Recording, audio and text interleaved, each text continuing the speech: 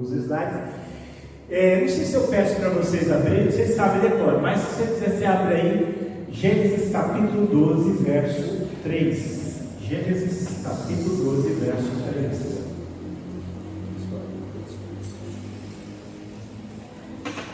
A riqueza desse versículo ela é enorme, né? Isso. Gênesis 12, 3. Nós vamos começar daqui. Esse ano é um ano muito especial, são 40 anos do Sim Israel. Esse versículo não é só o versículo tema desse ano, mas também é talvez o versículo tema de todos os Sim Israel. Abençoarei os que te abençoaram, e amaldiçoarei os que te amaldiçoaram, e em ti serão benditas todas as famílias da terra. Dá para começar muita mensagem, muita coisa por aqui. Põe os slides já. E nós vamos refletir em cima desse versículo, né? E aí nós temos que pensar o seguinte: que quando Deus ele fala isso para Abraão, abençoarei os que te abençoaram, e amaldiçoarei os que te amaldiçoaram. De alguma maneira, ele já estava prevendo que haveriam pessoas que seriam abençoadoras de Abraão e de sua descendência, e infelizmente nós teríamos pessoas que seriam amaldiçoadoras de Israel e a sua descendência. Então nós pensamos que esse assunto, quando a gente fala de Israel, quando a gente fala dos judeus, nós temos que pensar que nós estamos falando de um assunto que ele vai sempre dividir opiniões, que ele vai dividir corações, e que nós que estamos aqui, que essa igreja que tem feito esse trabalho maravilhoso, que tem apoiado de modo maravilhoso em Israel, ela de alguma maneira fez uma escolha, né? Uma escolha. Eu quero ser abençoador de Israel. Eu creio que nós seremos de alguma maneira abençoados por sermos abençoadores. Nós cremos nisso, nós acreditamos nisso. Então essa convicção vem do seu coração. Mas você também tem que ter consciência de que você vai encontrar pessoas, situações, circunstâncias contrárias, e que isso é uma tomada de posição de acordo com Deus. Então nós temos que, eu quero só essa tarde aqui a gente pensar um pouquinho nessa questão de Israel dividindo opiniões e dividindo corações, porque foi assim por toda a existência de Israel. Desde Abraão, ele vai encontrar inimigos, ele vai encontrar amigos, ele vai encontrar abençoadores, vai encontrar detratores. Nós queremos ficar do lado daqueles que abençoam Israel. Amém? Porque aqueles que abençoam Israel são aqueles que estão ao lado do Deus de Israel. Essa é a verdade. Quem está ao lado de Israel está ao lado do Deus de Israel.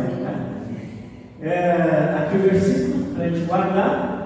Mas aí uma pergunta, e eu ponho aqui, ela é bem pertinente, de nós pensarmos o seguinte: se o holocausto fosse hoje, você teria coragem de ficar ao lado dos judeus?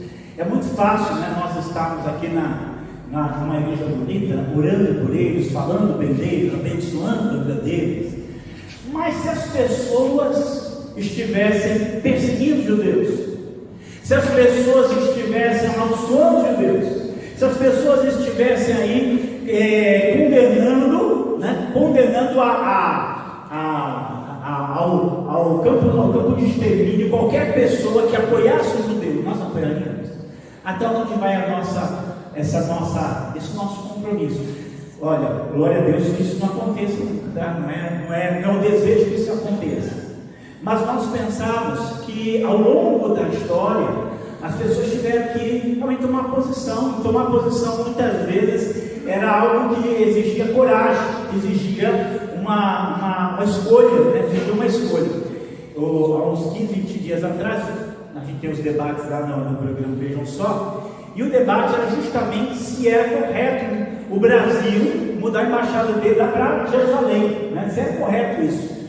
E aí você tem uma pessoa que faz o contraponto, mas uma das coisas que eu falei primeiro, qual é a nação que não tem o direito de escolher o lugar onde vai ficar a sua capital? Não faz sentido isso. Aqui é meu país, eu não posso escolher onde eu vou colocar a capital. E a escolha do Brasil podia ser algo que fosse sensível, né? Uma coisa, uma escolha difícil de fazer, mas isso exige coragem para estar do lado daquilo que é certo. Então nós pensamos qual seria a nossa escolha. Nós vamos ainda falar disso, dessa questão do holocausto, mas nós vamos lá. Em toda a sua história, Israel sempre dividiu opiniões e atitudes. Nada mudou ao longo do século. Então sempre foi assim. Deus agindo sobre Israel, e aí você vai ter aqueles que apoiam Israel, tem aqueles que são contra Israel, aqueles que querem destruí-los e aqueles que querem reconstruí-lo, abençoá-lo, aqueles que de alguma maneira querem ser instrumento de Deus para fazer isso. E a história vai correr, tanto a história bíblica como a história pós-bíblica vai correr nesse sentido. Os exemplos que nós temos aqui não esgotam, né? Não vou esgotar de modo nenhum esse assunto. Vou pular aqui que a lista é grande, mas vamos lá. Pensa na saída do Egito. Então você tinha lá o faraó, ele de fato, ele estava lá contra, queria que o povo de Israel continuasse escravo, continuasse servindo, continuasse ali fazendo a vontade dele. Mas chega um momento que o próprio povo do Egito começa a perceber que há um Deus poderoso ao lado do povo de Israel. E esse povo eles mesmos a ficar com medo. O Moisés faz o primeiro milagre, os magos vão lá e replicam. Moisés faz o segundo milagre, os magos vão lá e replicam. Moisés faz o terceiro milagre, eles vão lá e não conseguem replicar. E eles falam assim: isso aí é o reino de Deus, né? Isso aí a gente não consegue. Mas a partir dali muita gente começa a ficar ao lado dos judeus. E quando os judeus estão saindo do Egito, eles não saíram pobres, não. Eles saíram com muito dinheiro. Por quê? Porque os vizinhos deles, no temor que Deus tinha colocado no coração deles, eles vão lá e eles fazem doações para o povo de Israel. E você tem inclusive um grupo de pessoas que decide seguir o povo de Israel para a terra prometida. O Egito também saiu do Egito e foram para a terra prometida. Então você vai ter ali pessoas que estão com o coração deles entendendo, compreendendo o Deus de Israel e o Deus que está agindo sobre Israel, e aqueles que estão querendo se opor a esse mover de Deus. Nós temos que ter essa percepção, porque ela vai percorrer a Bíblia toda.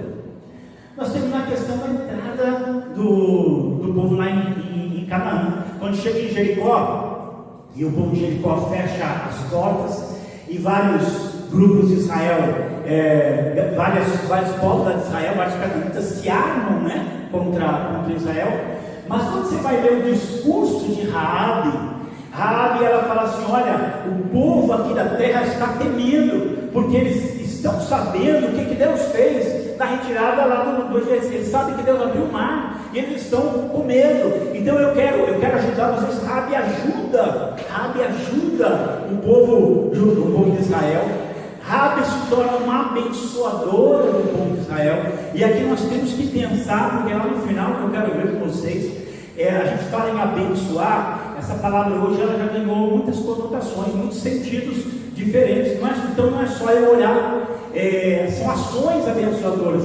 E a Raabe, ela vai ter essa ação abençoadora de esconder os espias, porque vai ser através desses espias que a terra vai poder ser conquistada. Ela fica ao lado dos espias, porque ela enxergou que há um Deus agindo sobre Israel, e ela entende que ela será abençoada, abençoa Israel. Olha, nós sabemos que Raabe era uma prostituta, Raabe era uma canaanita.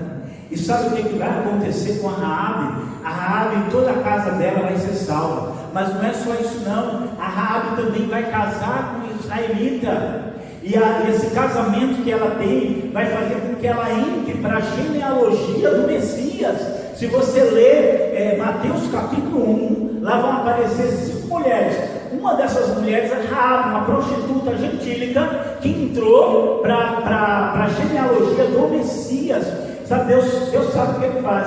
E por que isso vai acontecer com a vida dela? Por que uma mulher prostituta gentia vai ser honrada a ponto do nome dela estar presente ali na genealogia de Jesus no Novo Testamento? Porque ela realmente foi uma abençoadora de Israel. E pode ter certeza que grandes líderes de Canaã, grandes nomes de Canaã, pessoas importantes, eles simplesmente desapareceram na história, porque não compreenderam a palavra: abençoarei os que eu abençoarem, amaldiçoarei os que eu amaldiçoarem. Os edomitas, tem que falar dos edomitas, porque os edomitas têm um capítulo significativo na história. Existe uma profecia, a profecia de Obadias, ela foi feita para eles, né? Para os edomitas. Os edomitas eram descendentes de Edom, irmão de Esaú. Nós conhecemos muito bem a história. Nós sabemos que o Jacó roubou a bênção do Esaú. Só que o Esaú, a gente fala assim que roubou a bênção, mas o Esaú, a gente já percebe nele assim desprezo, né? Quando ele vai lá, quando ele troca a primogenitura pelo Cleitinho, ele fala: para que me serve isso aí? Depois ele quis se recuperar chorando, mas ele já tinha desprezado as coisas de Deus. Só que acabam surgindo dois povos ali, um que vai ser o povo da aliança, proveniente ali de Jacó, e o outro que vai ser o povo edomita. E aí vamos ser sinceros: edomitas, por mais que o Esaú tenha se reconciliado, os profetas eles vão repreender os edomitas dizendo assim: vocês guardaram um rancor perpétuo contra o seu irmão. A verdade é que a descendência de Esaú, os edomitas, de alguma maneira eles guardaram um sentimento ruim contra o povo de Israel. E esse rancor, essa mágoa, essa raiva, ela vai se refletir em 586, quando ocorre a queda de Jerusalém. Porque quando vem os babilônios e eles destroem Jerusalém, e o povo começa a fugir de Jerusalém, o que os edomitas fazem? Está escrito lá na profecia de Obadias. Ele fala: você não deveria ter olhado com alegria no dia da calamidade do teu irmão. Você não devia ter capturado aqueles que fugiam. Você não devia ter matado a espada aqueles que fugiam. E por causa disso, Deus falou assim: ainda que o teu ninho esteja entre as estrelas, de lá eu te derrubarei, diz o Senhor. E aí o que vai acontecer? Deus fala que exterminaria a descendência de Edom para sempre. Os últimos edomitas que existiram na história foram os Herodes. A partir dali, nenhum edomita tem mais na história, desapareceu. Amaldiçoarei aqueles que te amaldiçoarem. Então, se eles falaram a palavra de maldição, é outra história. Mas toda a atitude dos edomitas foi contra o povo de Israel, e eles viram as consequências disso. Nós temos quando o povo de Israel volta do exílio, quando eles voltam para reconstruir Jerusalém, ou quando com Zorobabel, ou quando eles voltam com Neemias para reconstruir os muros da cidade e as portas da cidade. Nessas ocasiões você vai ter vizinhos ali se opondo a eles. Você vai ter aqueles que vão apoiá-los, aqueles que vão ajudá-los, aqueles que vão ser instrumentos para isso. Você tem Ciro, rei da Pérsia. Deus falou: é meu ungido, eu estou usando Ciro para levar o meu povo de volta e para reconstruir Jerusalém. Depois vai usar o Artaxerxes para mandar o Neemias lá reconstruir os muros da cidade. Mas no meio de tudo isso você vai ter opositores. Você tem lá o famoso Tobias e Sanbalate que vão se opor continuamente ali à construção. Então você vai ter pessoas que de alguma maneira estão trabalhando para amaldiçoar os judeus. E aí nós temos que pensar, não tem como nós não pensarmos no período nazista. Como a gente sabe, aquele não foi o único momento em que o ódio aos judeus se manifesta. Ao longo da história, o ódio aos judeus sempre se manifestou, o antissemitismo sempre esteve presente. E aí, olha, tem algumas coisas que nós temos que olhar. E esse antissemitismo, esse ódio ao judeu, ele jamais vai ter uma explicação natural. Por mais que os historiadores tenham trabalhado para trazer explicação, não tem uma explicação. Por exemplo, vou falar assim: muitas vezes os judeus foram perseguidos por razões políticas. Vamos pensar assim: muitas vezes os judeus, ao longo da história, eles foram conselheiros de reis, de políticos poderosos. Então é claro que em uma mudança política era normal a pessoa ter raiva daqueles que o apoiaram. Aí tinha raiva com os judeus por causa disso. Ou então algumas vezes essa raiva eles alegavam a questão social. Por quê? Porque o judeu, ele não casava com quem não era judeu, ele não se misturava com quem era judeu, então ele era olhado como alguém estranho, não se mistura conosco, vive só ali a sua própria cultura, mesmo que ele esteja em um país estrangeiro. Então o sentimento que eles tinham era eles não gostam da gente, também não gostamos deles. Então você podia alegar razões sociais. Razões econômicas. Muitas vezes os judeus, eles acumularam dinheiro. Por que eles acumulavam dinheiro? Porque eles sabiam que em um momento de perseguição, como muitas vezes aconteceu, era com dinheiro que ele ia ser salvo. Então, às vezes, por razões econômicas, por eles se enriquecerem, por eles se tornarem prósperos, havia manifestações contra eles que os matavam e tomavam o dinheiro deles. Você tinha razões econômicas. Está vendo que razões vão ser achadas de tudo quanto é gente. Razões religiosas. O judeu, ele não queria se converter, não queria se batizar. Quantas vezes os judeus eles preferiam se matar do que se converter, se tornar católicos na época? Muitas vezes fizeram isso. Então você tinha razões religiosas para isso. Você tinha razões supersticiosas. O que era razão supersticiosa? Era comum, até hoje, você vai encontrar inclusive entre muçulmanos espalhando isso, que os judeus na época da Páscoa matavam crianças cristãs, ou cristãos mesmo, para pegar esse sangue e misturar com o pão do Pésach, o pão da Páscoa. Então, quando acontecia em muitas comunidades assim, sumia uma pessoa, sumia uma criança, foram os judeus. Aí eles iam lá e matavam o judeu todo, né? Matavam um monte de judeus, maior aquela comunidade, eles pegaram o sangue deles para colocar no pão deles. Daqui a pouco matou aquela comunidade, chegava a pessoa, rapaz, dizendo, eu fui visitar minha avó, não sei onde, e a pessoa voltava, a pessoa nem sequer tinha morrido. Então era pura superstição, mas ele morria por causa disso. Quando a gente chega no século XX, e aí você pensa assim, século XX, uma época esclarecida, século XX, uma época civilizada. A Alemanha, você vai pensar, uma das nações mais cultas da Terra, uma das nações mais cultas da Terra. Jamais você vai ter algo desse calibre lá. E por incrível que pareça, quando vai acontecer o pior, quando vai ter o antissemitismo de uma maneira extrema, de uma maneira extrema.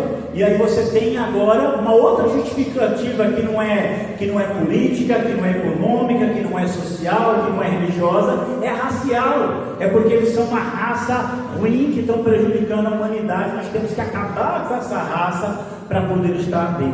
Então nós podemos falar disso porque é algo muito recente na história da humanidade e é uma manifestação de ódio incompreensível, incalculável, que a gente não tem palavras para descrever como isso vai acontecer. E eu quis fazer uma nota triste ali, porque às vezes você pode pensar que isso era algo simplesmente dos alemães, mas não era. Esse ódio dos judeus continuava ali a tal ponto que quando acaba a Segunda Guerra, quando os nazistas são destruídos, os nazistas são expulsos da Polônia, você vai ter polonês que vai continuar caçando judeu e matando judeu. Então a gente vê assim que não há uma explicação natural para isso.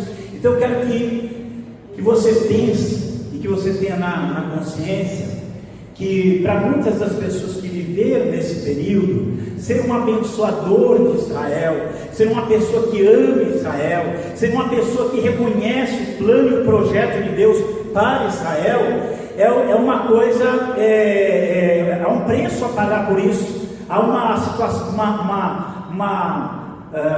um risco a você sofrer porque você é a favor de Israel. É isso que você vai ter nesse período.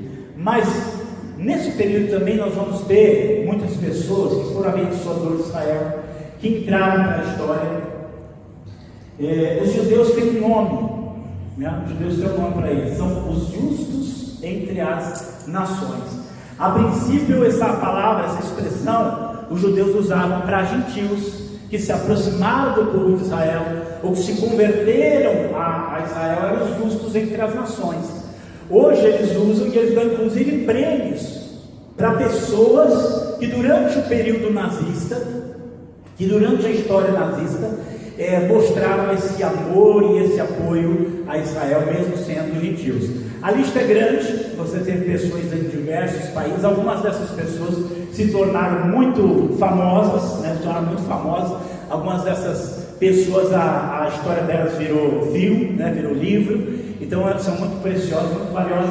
Oscar Schindler, todo mundo conheceu um pouco disso pela lista de Schindler, né? Um filme maravilhoso, um filme fabuloso. Então o que ele faz da maneira como ele faz, vai realmente marcar a história dos judeus, mas ele não foi o único. Aliás, eu vou dizer, história, ninguém faz nada sozinho. Por trás dessas pessoas houve muitos outros auxiliando, muitas outras pessoas que talvez a gente nunca vá saber a história delas, só Deus aqui vai saber.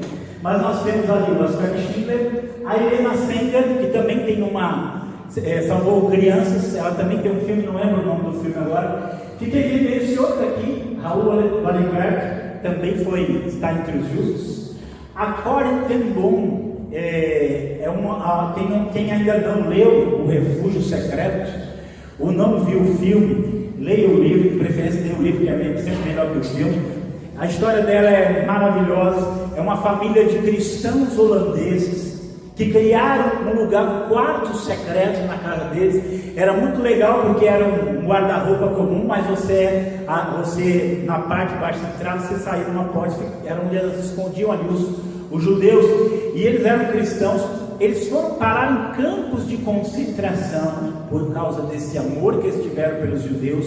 Morreram, a família inteira morreu no campo de concentração. Quem vai sobreviver é uma das filhas, que é a Corrie, e ela vai escrever o livro, vai contar a história. E quando eu olho assim, uma coisa, a gente fica pensando no amor cristão. Ele é algo tão, esse amor que Deus coloca no nosso coração, é algo tão sobrenatural, que a Corrie, ela perde a família dela no campo de concentração, ela vai para o campo de concentração. Quando acaba a guerra, sabe o que ela cria, junto com outros cristãos? Um serviço para ajudar os nazistas, porque o nazismo era uma coisa tão diabólica e tão odiosa, que muitos soldados nazistas, eles fizeram tanta maldade, que quando eles acordam daquele transe, porque aquilo era um transe, era como minha esposa gosta de dizer, um endemoniamento coletivo. Quando eles acordam daquele endemoniamento, eles estão quebrados, e aí ela vai trabalhar para ajudar esses ex-soldados nazistas a recuperar a vida dele. Então vê o que o amor cristão ele é capaz de fazer. Então a história dela é uma história muito tocante. E você tem aí Nicholas Winton, Andrew Stanford, Aracy Guimarães Rosa, foi esposa do famoso escritor Guimarães Rosa. Ela também recebeu o prêmio dos Justos entre as Nações, porque ela também ajudou os judeus nessa ocasião. Então eu queria que você pensasse assim: será que nós somos justos entre as nações? Até que ponto esse nosso desejo de abençoar, esse nosso desejo de servir Israel, defender Israel, ele está no nosso coração? E nós sabemos que o centro da nossa vida é Cristo. O que nós fazemos por Ele, nós fazemos por amor a Cristo. Mas o quanto esse desejo realmente está no nosso coração, na nossa vida? Nosso desejo, eu gosto assim quando Paulo fala ali em Romanos capítulo 10, ele fala assim: o bom desejo do nosso coração e a nossa oração por Israel é para que eles sejam salvos. Então, antes de qualquer oração, há um desejo bom no nosso coração. Então tem que haver esse desejo de que eles verdadeiramente possam ser salvos. E é essa demonstração de amor, esse trabalho do Ezra, é uma maneira de você quebrar essa barreira de ódio a eles que foi criado aí ao longo dos séculos e que pode ser quebrado só através do amor. Então esses justos entre as nações, eles foram essas pessoas que foram abençoadores de Israel. Agora aqui tem um fato curioso sobre o renascimento de Israel. O renascimento de Israel ele começa de uma maneira mais prática, já no final do século XIX, quando Theodor Herzl faz o primeiro congresso sionista para organizar um retorno para Israel, dos judeus para a sua terra, e o renascimento da nação. Só que o Herzl morre em 1904, mas ele deixa criada a agência judaica. A agência judaica vai ser esse organismo que vai trabalhar pelo renascimento de Israel. E uma das pessoas que trabalhou muito nessa agência foi um judeu chamado Chaim Weizmann. E ele foi o primeiro presidente de Israel. E o Chaim Weizmann, ele começa a conversar com os britânicos, com os ingleses, para haver a recriação do Estado de Israel. E, por incrível que pareça, uma das maiores oposições que havia para o Estado renascer era entre os próprios judeus. os próprios judeus, você tinha lideranças judaicas fortes, que eles eram contra o renascimento de Israel. Alguns tinham medo, falaram assim, não fala nisso não, se o pessoal já não gosta da gente, se a gente falar que quer fazer um país, aí vamos ficar com mais raiva, ainda é melhor nem começar isso aí. Os rabinos muitas vezes falam, não, só quem vai criar o Estado judaico vai ser o Messias, vocês não podem fazer isso não. Então dentro do próprio povo judeu, você vai ter judeus que não acreditam que eles devem voltar para a terra, judeus que não querem porque eles estão muito bem, e judeus que vão ser contra, porque eles acham que isso aí que é algo ruim, que não vai ter nada de bom nisso. Então você acaba tendo uma oposição dentro do próprio povo judeu. Num dos debates lá do Vejam Só, foi assim muito bom, o professor Carlos Calda, e ele fala isso para mim, mas tem muito judeu que é contra o Estado de Israel. Aí eu falei assim para ele, desde quando Deus precisa de unanimidade para fazer aquilo que ele disse que vai fazer, né? Deus não espera que todo mundo concorde. Aliás, isso aqui é uma coisa para a gente aprender, se há algo que Deus quer que você faça, jamais espere a unanimidade para fazer. A unanimidade que nós precisamos é a unanimidade de Deus. Não tem aquele, eu e Deus somos maioria, né? Então nós temos a unanimidade de Deus. Então assim, Deus queria. Agora, a grande surpresa para o Chaim Weizmann é que quem era mais empolgado com a ideia dos judeus voltarem para a sua terra e ser uma nação outra vez, era a liderança política da Inglaterra. Por quê? Porque muitos dos líderes políticos da Inglaterra, eles eram descendentes espirituais dos puritanos, e os puritanos foram os primeiros que na história, lendo a Bíblia, começam a falar que Deus vai levar os judeus de volta para a terra e eles vão ser uma nação outra vez.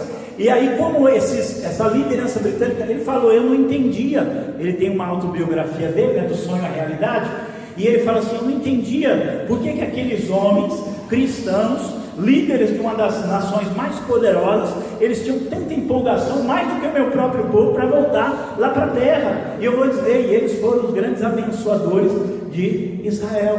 Então, o mundo sempre vai ficar dividido entre esses que vão abençoar e esses que infelizmente às vezes vão se opor ou vão amaldiçoar. E aí eu quero chegar nos dias atuais, nós pensarmos um pouquinho na situação que nós vivemos, porque nós estamos abençoando Israel, e às vezes parece que é uma ofensa o que você está fazendo, né? O que você está fazendo para alguns grupos vai ser uma ofensa, e aí você tem uma oposição ferrenha do mundo islâmico, né? O mundo islâmico tem uma raiva de qualquer pessoa que apoie Israel. O mundo islâmico tem esse ódio, a gente pode justificar ou não justificar, falar ou não falar, existe muita discussão em cima disso, mas você tem que ter consciência de que existe uma boa parte das nações da terra, existe toda uma religião, existe toda uma cultura que ela é anti-Israel, que ela é aparentemente contra Israel, até que Jesus entre no seu coração. Porque quando o muçulmano se converte de coração, ele sabe, ele aprende, uma das coisas que ele aprende na palavra é que o Deus dele ama Israel. O Peter já esteve aqui muitas vezes, e na igreja do Peter tem muito muçulmano se convertendo. E aí ele conta que um dia foi não lembro se era embaixador de Israel, que foi na igreja dele, e cheio de muçulmano convertido lá. E quando o embaixador está entrando, vem um dos muçulmanos convertidos, não lembro se era do Afeganistão, alguns estão desses aí, né?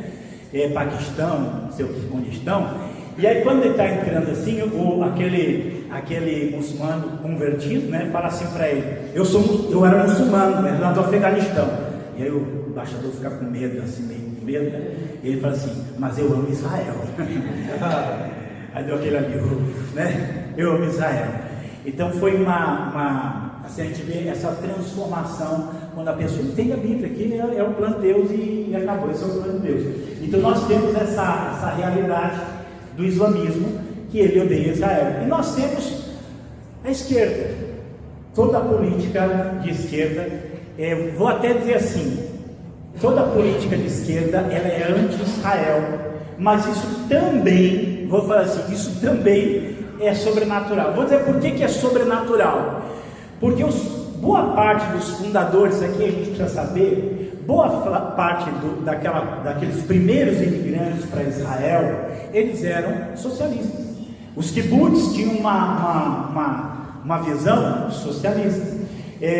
Muito da política de Israel está mais para a esquerda às vezes do que para a própria direita.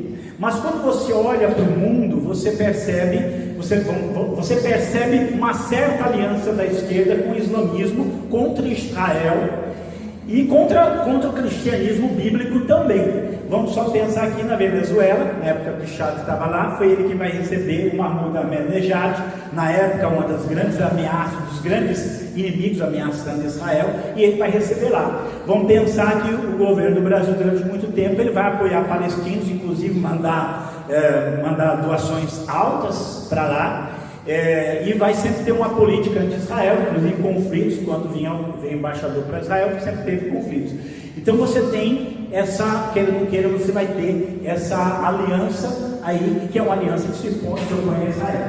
E glória a Deus que nós temos, talvez, vou falar assim, no mundo, eu posso falar no mundo, talvez o grupo que mais apoia os judeus, e eles agora estão abrindo os olhos, é o povo evangélico. O cristianismo evangélico, você tem outros também, que são os que amam Israel. Há uns anos atrás, eu fui procurado por um jornalista que ele é assessor de imprensa da Federação Israelita do Rio de Janeiro.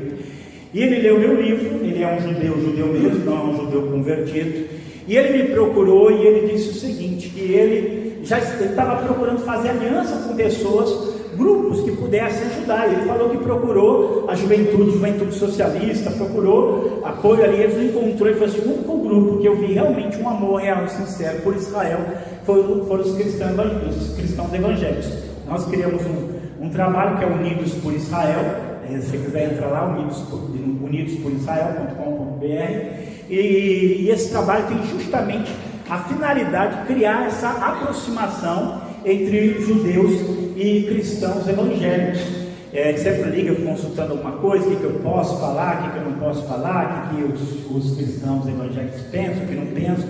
Mas a gente começa a perceber que eles enxergaram esse sentimento que nós temos.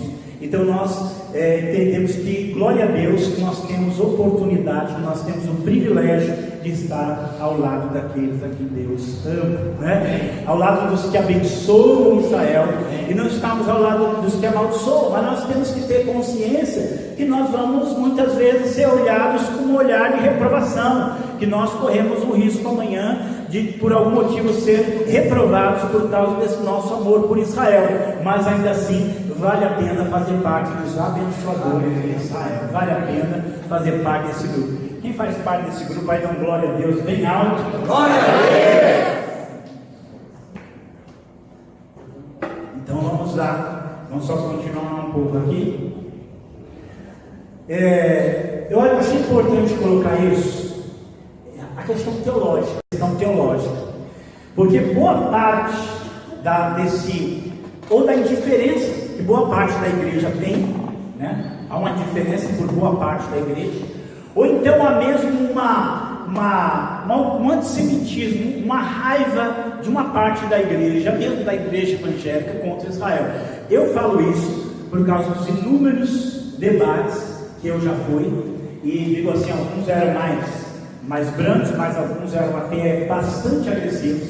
Então existe uma linha teológica, que é o aliancismo, uma linha teológica, que é o dispensacionalismo, e mesmo que nem sempre tudo você precisa ser dispensacionalista, mas os dispensacionalistas, eles são os primeiros que começam a fazer essa distinção entre igreja e Israel, e que vão influenciar toda uma teologia, digamos assim, que é uma teologia voltada para Israel, uma teologia positiva. São eles que vão começar a quebrar dentro da igreja de uma maneira assim mais ampla, essa visão, né? essa visão de que Deus substituiu Israel pela igreja, que Deus não tem mais nenhum plano para Israel, que eles, por terem rejeitado o Messias, já são rejeitados por Deus. Então o problema começa ali na própria teologia. O Moura falou desse livro que ele trouxe aqui, né, a importância de Israel, e eu fiquei muito feliz quando eu li esse livro. Eu fiquei assim apaixonado pelo livro. Por quê? Porque uma das orações que a gente faz no Sim Israel, uma das coisas que nós oramos no Sim Israel, é para que os líderes eles consigam enxergar a importância de Israel no plano de Deus, como é que consigam enxergar o que Deus está fazendo e como nós podemos participar desse projeto de Deus, desse plano de Deus.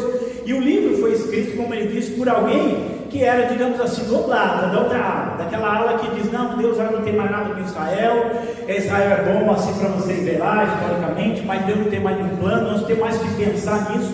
E hoje, Deus foi transformando de tal maneira o coração dele, que esse livro, A Importância de Israel, né, do Gerald McDermott, e ele vai fazer uma defesa maravilhosa sobre tudo que ele antes acreditava. Ele fazia uma defesa agora ao contrário disso. Então nós sabemos, é importante você saber que você tem uma corrente que é pró-Israel, abençoador de Israel, que talvez até às vezes exagere com a questão de Israel, e uma outra ala que ele é completamente contra, que ele é completamente neutro, e que não sei como é que aconteceria aí no nazismo, como que ele iria agir. Como eu já falei aqui, é uma aliança geopolítica entre a esquerda e o islamismo. Deixa eu só agora fazer uma citação aqui interessante, uma experiência que eu tive numa ocasião. Hoje me culpo por não ter uma experiência mais profunda. Estava numa condução, tinha uma senhora do meu lado, e eu lendo um livro escrito por um sobrevivente do Holocausto. E o livro mostrava várias imagens, várias fotos, textos lá sobre os judeus naquele período que eles sofreram, né, pelos nazistas. E ela estava do meu lado assim e falou, eles sofreram bastante.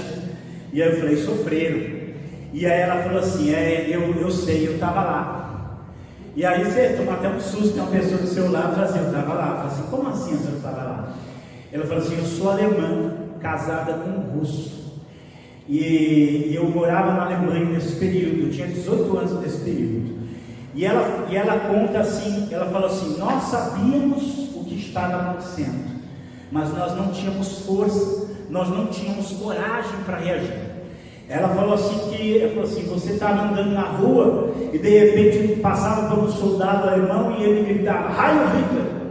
Se você não gritasse Heil Hitler de volta, ele parava você e ele ia questionar você por que você não deu a saudação. Então nós vivíamos num clima de pavor, de medo, e embora nós soubéssemos o que estava acontecendo, nós não tínhamos coragem, né, de reagir. Então nós pensávamos que ela estava num sistema, né, no meio de uma situação de tensão, em que o desejo de abençoar Israel, de ajudar os judeus, era aprovado. Então nós pensávamos que esse nosso desejo de sermos abençoadores de Israel, ele pode em algum momento ser provado. E será que nós seremos aprovados ou não? Né? Será que um outro ponto? Hoje você tem algo muito forte chamado negacionismo. O que é o negacionismo? Negacionismo é um ensino, e aí em histórias vão trabalhar muito isso, que nega que houve realmente um holocausto, negar que houve um holocausto, tudo aquilo que está lá. Vou falar assim, é uma coisa tão grotesca, tão terrível, que realmente, se alguém falar daqui a 100 anos, se nós tivermos 100 anos, que aconteceu, não, jamais, o ser humano jamais faz um negócio assim, algo tão terrível. Dizem que quando eles vão lá e entram nos campos de extermínio, que o presidente dos Estados Unidos tinha ordenado que filmasse e fotografasse, porque um dia alguém ia questionar aquilo. E agora nós estamos nesse período em que começa, não pense que é um movimento pequeno, não, é um movimento muito forte.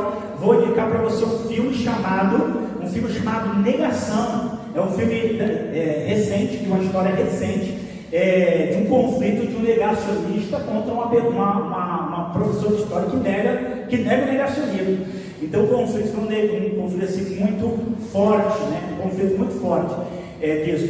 Vamos só lembrar de um autor brasileiro, gaúcho, infelizmente, né? Chamado S.E. Casca, que escreveu uma série de livros negando o Holocausto. Um dos livros chamado O Gás Acabou e Agora. Ele republicou o protocolo do Sábado de Sião para fomentar contra os judeus. Ele escreveu um livro pasme, chamado Holocausto judeu-alemão, em que ele diz que foram os judeus que colocaram os alemães no campo de concentração, por incrível que pareça. Aí você vai pensar assim, não, mas isso aí, nós somos numa escola, o David numa escola pública, os alunos receberam, foi muito maravilhoso, mas eu falei de negacionismo, e aí meu filho que está estudando lá, ele falou, olha, tinha uma professora lá, que a hora que você falou, ela baixou a cabeça, porque era negacionista, ela falou, isso não aconteceu. Então nós estamos no meio de pessoas que estão escrevendo, que estão criando argumentos para falar isso. E qual o grande problema? Os sobreviventes do Holocausto estão acabando, o tempo está passando, já restam poucos sobreviventes daquele período que podem testemunhar como testemunhos oculares daquilo que aconteceu lá. E quanto menos testemunhas oculares existirem vivas, mais fácil vão ser para eles fazerem a negação. E aí nós temos que pensar no nosso papel como abençoadores de Israel. Só para a gente pensar aqui algumas coisas. Primeiro, nós como igreja, nós temos que pensar que nós temos raízes comuns, né? Independente de qualquer coisa, nós judeus temos raízes comuns. E a Bíblia, Paulo ainda fala assim, não é você que sustenta a raiz, mas é a raiz que sustenta a ti. Embora a igreja seja aquela coisa tremenda e maravilhosa que Deus traz à luz ali no Pentecostes, ela não começa do nada, já tem uma raiz ali de 2000 anos de Deus falando com o povo de Israel e trazendo as suas verdades, a sua revelação. Então nós temos raízes comuns, nós temos bases culturais comuns, e aí nós pensarmos que a nossa cultura abençoada e boa, ela foi produzida pela cultura judaico-cristã, que é uma cultura hoje que está sendo colocada em xeque, que hoje há uma contestação da cultura judaico-cristã, que hoje há tentativas de destruir e de acabar com essa cultura judaico-cristã. Então nós pensamos que essa é outra razão para a gente estar acordado e pronto. E aí nós pensamos em grupos que são opositores ferrenhos, e aí olha, pensa assim, o Islã, ele pode odiar Israel, mas depois de Israel ele odeia o cristianismo, né? Você pensar na esquerda, a esquerda também era contra Israel, mas ela vai odiar o cristianismo bíblico também. Se você olhar bem, quem é inimigo de Israel é inimigo da igreja de Cristo. Você vai observar isso, quem é inimigo de Israel é inimigo da igreja de Cristo, porque ele sabe que de alguma forma essas coisas estão ligadas. Então, Hitler atacou judeus, mas sobrou para muito cristão também que se opôs àquilo que ele falava. Por quê? Porque a raiz do nosso pensamento, elas são ali comuns. Então nós temos que estar atentos para isso. Vou pular isso aqui. E para a gente terminar, o que tem sido feito? O que nós podemos fazer? Então, de alguma maneira, isso aqui é algo que tem sido feito em favor do povo de Israel. Mas nós temos sempre que olhar o que nós temos feito, o que nós podemos fazer mais ainda do que nós temos feito. Então sempre é possível fazer mais. É muito bonito assim no final do filme da lista de Schindler, né? que eles vêm honrá-lo, eles vêm agradecer, e ele começa a chorar, porque ele fala assim, eu podia ter vendido esse relógio e ter salvo mais um, eu não precisava desse carro. Eu podia ter vendido esse carro, podia ter salvo mais um, né? Então nós pensamos assim, nós como pessoas que amam Israel, que já tem feito alguma coisa para abençoá-los, mas a gente pensa assim, que mais Deus eu posso fazer que eu não fiz ainda?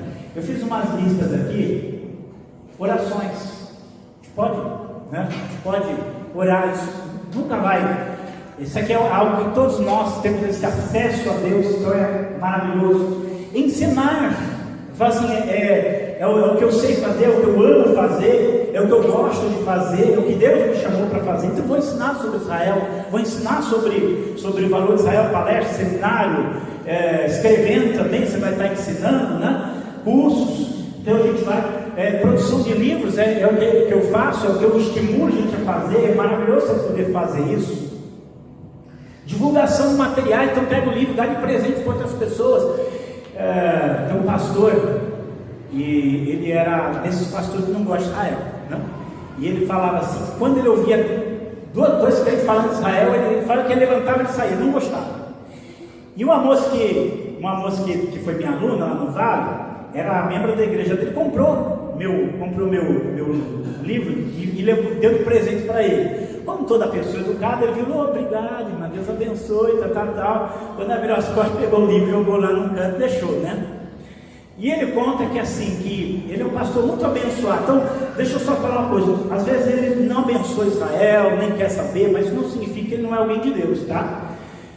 Mas ele conta assim, que toda a igreja que ele foi pastorear, ele foi pastor de várias igrejas no Nordeste, mas Deus sempre dava um sonho para ele, antes dele ir para aquela igreja.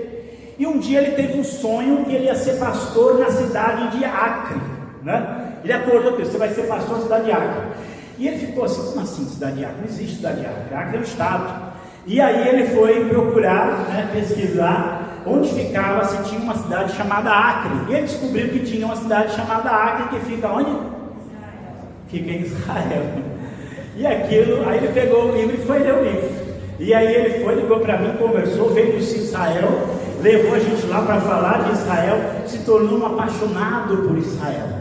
Então, assim, a gente tem a chance de divulgar, de falar, não pense que é coisa pequena, não.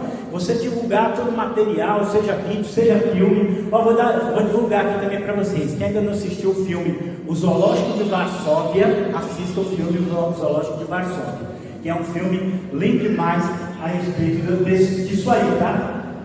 Tá ali agora, tá ali o Eglon, tá ali, ó.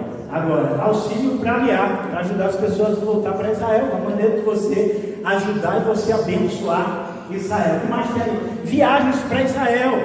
Olha, viagem para Israel, para você que é um cristão, para você que ama Deus, para você que já tem compreendido o plano de Deus, que o plano de Deus na história passa por Israel, não é turismo, é missão, tá?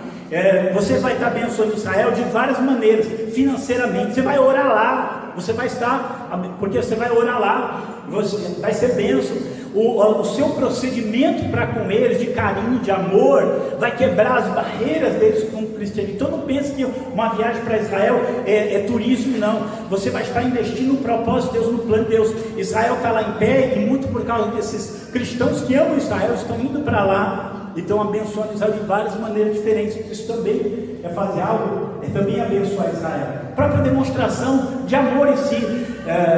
O Eglon, talvez não falou muito aqui, mas ele conta de quantos judeus não foram tocados e reconheceram que Jesus é o Messias só através dessa demonstração de amor. Já pensou por que você está fazendo isso? Qual o seu interesse em fazer isso? E está lá esperando, você vai dar um folhetinho, vai pregar para ele, vai mandar ele se converter, ele não faz isso, mas só aquela expressão de amor, você já quebra paredes que foram construídas ali ao longo do tempo. Combate ao antissemitismo. Professor de história aí, o Joaquim aí, vai lá e eu dei aula de história para Fundamental 2 e o material vinha pronto. Então tinha lá a história da Segunda Guerra Mundial. Pergunta se o material tinha alguma referência à questão do Holocausto. Não tinha alguma referência, tinha uma foto, não tinha uma frase. Iam encher eles de livro, passava filme para eles iam assistir o pianista, vamos ver filme, vamos entender o que aconteceu, porque se não fizer isso, os alunos dessa escola que nós fomos lá, levamos o dele, eles falaram, olha pastor, nós pedimos para o professor falar do assunto e ele não quis, ele simplesmente deu um trabalhinho para um grupinho lá falar e mais nada. Então, ensine sobre isso, sobre o antissemitismo, que é uma maneira de você despertar a atenção das pessoas para os judeus. Testemunho sobre o Messias, porque você vai ter a chance de falar para eles.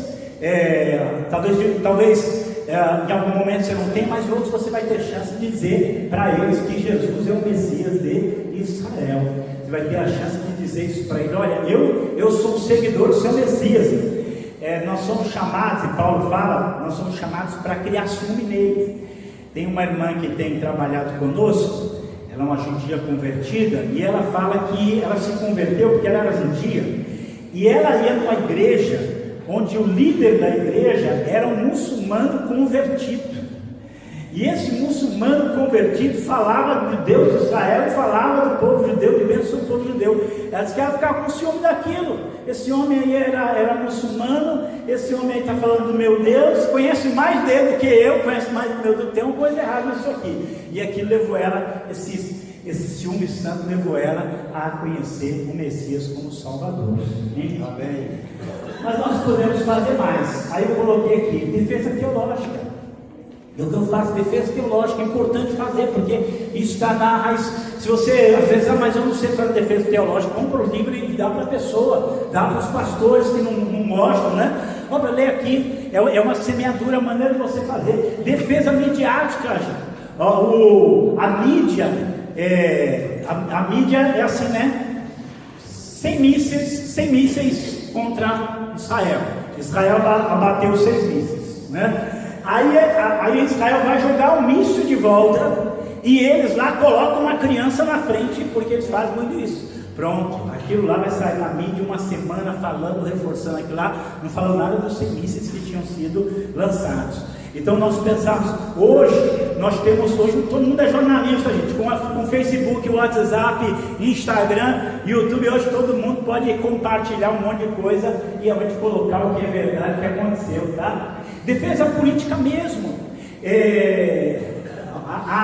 Vou falar aqui, vou dar umas receitas para vocês. É um livro muito bom chamado Mitos e Fatos. Mitos e Fatos. É um livro da editora Sefer que vai responder a muitos ataques que você vai ver sobre questões políticas históricas de Israel e que lá são respostas, não precisamos saber responder. Uma das coisas que a gente mais escuta: Israel é tão cruel que eles fizeram um muro lá, um muro de separação, que coisa cruel, que apartheid esse aí, e esse muro de separação prejudicou o povo palestino economicamente em todos os sentidos, e vão falando, e realmente se você só escuta um lado da história, você chega à conclusão que realmente eles fizeram para prejudicar. Agora o que eles não contam é o seguinte: por que esse muro? Porque vinham os terroristas, passavam por ali, e esses terroristas explodiam bomba, matavam muita gente, matou muita gente lá em Israel. Depois que fizeram o muro, acabou aquilo, porque o muro está lá justamente para impedir a entrada deles, para checar a entrada deles, e agora não tem mais. Você está protegendo a nação dele, protegendo o povo deles, tem que olhar os dois lados, mas se você não conhece, você não tem como defender. Mas ali, posicionamento pessoal. Eu me posiciono a favor de Israel, eu amo Israel, eu sou um dos abençoadores de Israel. Tomar essa posição. A Bíblia diz assim: trabalhar enquanto é dia, porque a noite vem quando ninguém pode trabalhar. Hoje tem toda a liberdade para abençoar Israel de todas as formas. E se amanhã não puder, como é que eu vou? Se hoje eu não me manifesto, me posiciono, hoje que eu tenho total liberdade, e amanhã se não tiver, como é que eu vou fazer? Como é que vai ser minha atitude? E por fim, divulgue livros, divulgue filmes. Isso vai sempre trazer, passe para os jovens, passe para essa nova geração, passe para eles precisam conhecer, eles precisam entender. Às vezes a gente pensa que eu sei e automaticamente todo mundo já sabe, mas não, eu preciso compartilhar daquilo que eu tenho aprendido também do Senhor nesse sentido. Amém. E aí eu só posso dizer que Israel vive, e ele vive também por essa atitude abençoadora daqueles que amam o Deus de Israel e têm se proposto a obedecer a ordem dele: abençoarei aqueles que te abençoaram. Glória a Deus. Eu queria que vocês ficassem de pé agora.